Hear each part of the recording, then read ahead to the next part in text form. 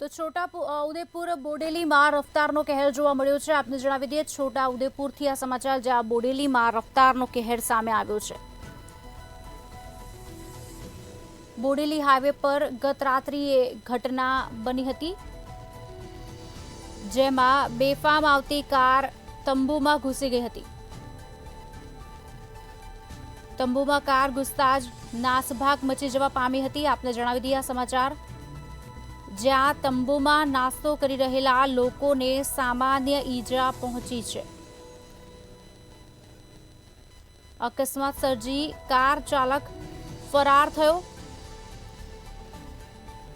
Bodeli highway પર ગત રાત્રિએ આ ઘટના બનવા પામી હતી। બેફામ આવતી કાર તંબુમાં ઘૂસી ગઈ હતી અને નાસભાગ મચી ગઈ હતી તંબુમાં ઘૂસતા જ।